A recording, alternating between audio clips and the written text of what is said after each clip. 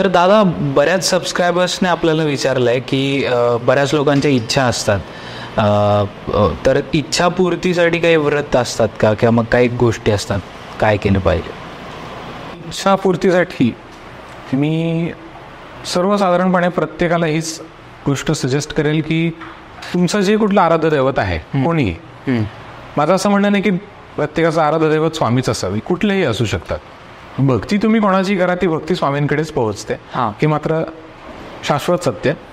तर समजा गणपती आहे, गणपती संबंधित मग आता वेगवेगळे ग्रंथ कोणते कोणते आहेत किंवा गणपतीचे अनुभव घेतलेले कोणकोणते मोठे साधक किंवा संत होऊन गेले, संत मंडळी, त्यांनी रचलेले कुठले ग्रंथ पोथी वगैरे असतील तर त्याचं अध्ययन करावं. म्हणजे आता समजा महायोगी गोसावी स्वामी होते, गोसावी महाराज, ज्यांनी मोरया गोसावी म्हणतो आपण, तर हे यांना देखील गणपतीने स्वरूपता आणि सायुज्यता प्रदान केली.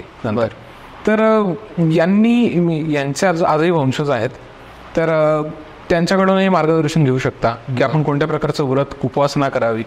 तर यामध्ये व्रत करावे, उपवासही करावे, उपासना पद्धती आहेत आणि त्यामध्ये पारायण करावं असं माझं सगळ्यांना सांगणं आहे. मी एक एक्झाम्पल दिलं गणपतीचं. सेम तसं दत्तात्रयांसंबंधित म्हणलात तर मग श्रीपाद श्रीवल्लभ चरित्रामृत आहेच आहे, गुरुचरित्र आहे, गुरु लीलामृत, ह्या तीनही गोष्टीचं मी तर म्हणेल की जेवढं शक्य होईल तेवढं पारायण करावं. यामध्ये खूप जास्त चांगल्या गोष्टी ठेवलेल्या आहेत. कारण सोपं काय आहे बघा की काय करायचं आहे, फक्त वाचन करायचं आहे. वाचन जरी करतो आपण पठण करतो, वाचन करतो, तर यामध्ये काय होतं की आपण ते अनुभव जगतो जे इतरांचे आहेत, आणि ते अनुभव जगत असताना आपल्याला त्यांच्या शक्ती सामर्थ्याची जाणीव होते. करेक्ट. परमात्म्याच्या.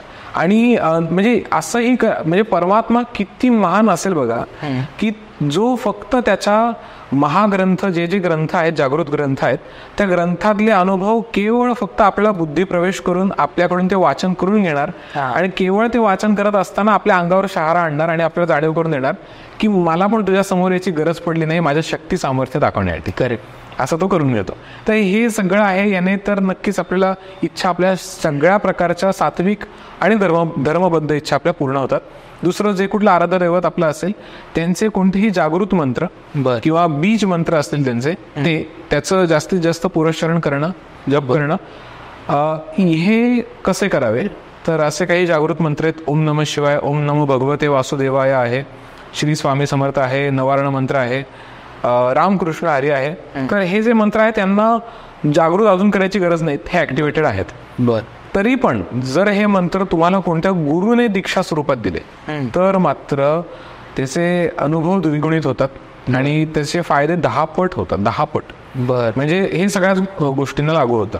पण आता समजा हे असे पण काही अनुभव आहेत, काही लोकांना मी कायम म्हणतो की समजा त्यांच्यावर काही निगेटिव्ह इफेक्ट झाले, निगेटिव्ह एनर्जीचा त्रास आहे, ब्लॅक मॅजिकचे वगैरे म्हणतो, तर त्यांना मी म्हणतो की विपरीत प्रत्यंगिरेचे आवर्तन करा किंवा त्याचे मंत्र दीक्षा घ्या.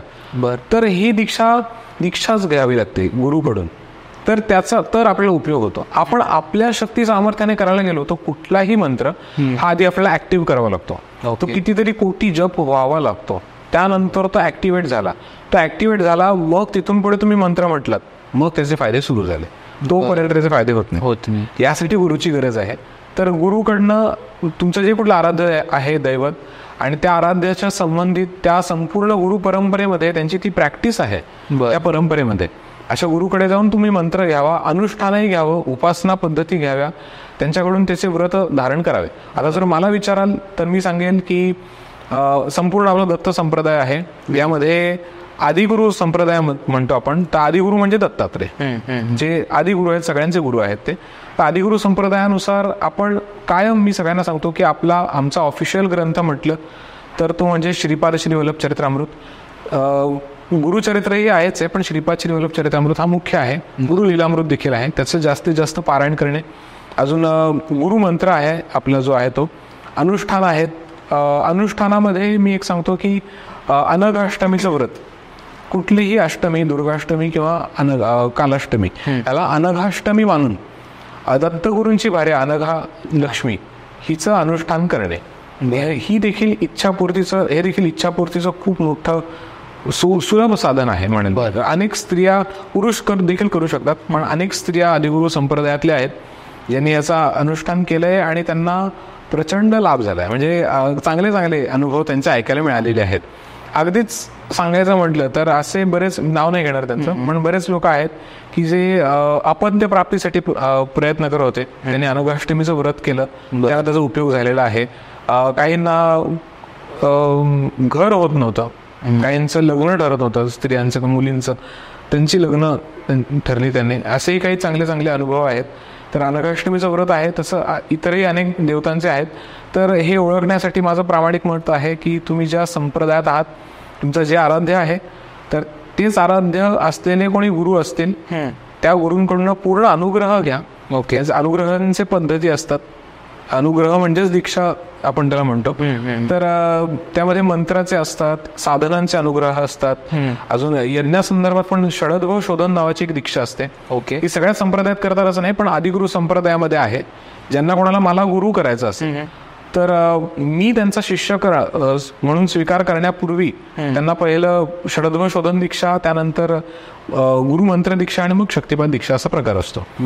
तर हे करण्यापूर्वी हे सगळं या काही नियम असतात, असे प्रत्येक संप्रदायात असतात. असं झालेलं खूप चांगलं. ओके, जर समजा तुम्हाला ते शक्य नाही तर कोणतेही जागृत मंत्र जास्तीत जास्त उच्चारण करायला सुरुवात करा. याचे कुठलेही असे काही कडक नियम नसतात असं मला सगळ्यांना सांगणं आहे. असं मी म्हणेल की अगदीच खूप अपवित्र राहणं आणि खूप अभद्र बोलणं आणि मग तुम्ही असं करणं हे त्यामध्ये येत नाही. तरी मनात नामस्मरण नक्कीच करू शकतो आपण. हे जास्तीत जास्त करावं.